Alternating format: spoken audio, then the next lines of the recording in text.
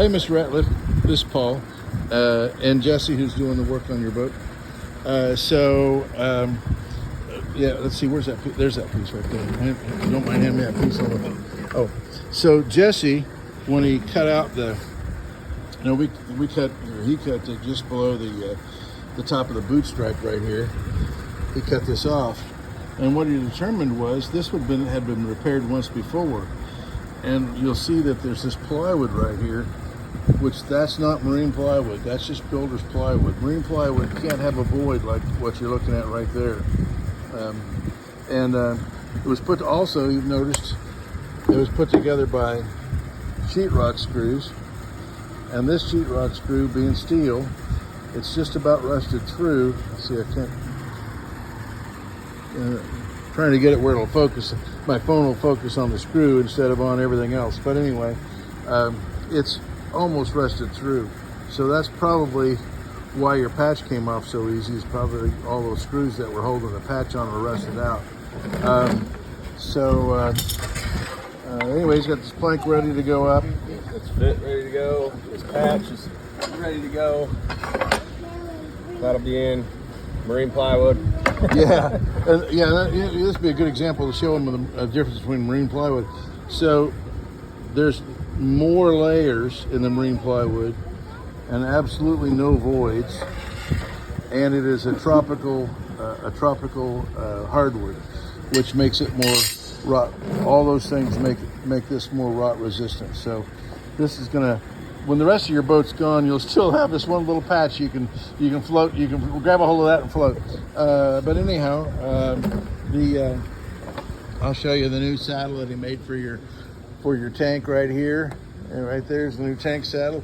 One other problem that he discovered is that the shaft is actually not going through the center of your prop shaft hole. So we're going to investigate that, but it may be that one of the first boats that we ever did, the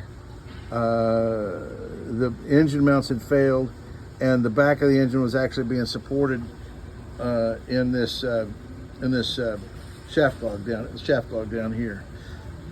So, and the other thing we're going to do is we're going to change this hose on this self sinker. It's called a self baler.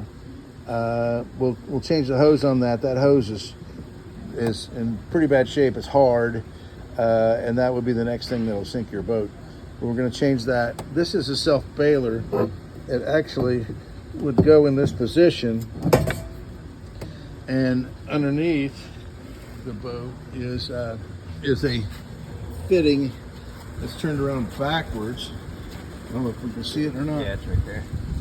Okay, so it's got this opening on the back, and the idea is it creates a suction and pulls water out of your boat. Well, that's great, but if you don't get all the water out of your boat, water siphons back in real easily. Now, this is supposed to be a siphon breaker right here, these didn't all have siphon breakers. Yours has got one. But if that ever gets plugged up, then it doesn't break the siphon. And water siphons in back into the boat a lot better than it siphons out. So we call them self-sinkers instead of self-bailers. So we're also going to put a plug in here, and you'll be relying on your bilge pump to bail your boat out instead of relying on this thing that does sink boats, because these will get plugged up. They'll corrode. I've seen a dirt dauber's nest on top of it. I've also seen people taped that hole up thinking that they weren't getting all the water out because there was just a little hole in it, and they taped it up. So we're just going to get rid of those possibilities for you while we're doing this work.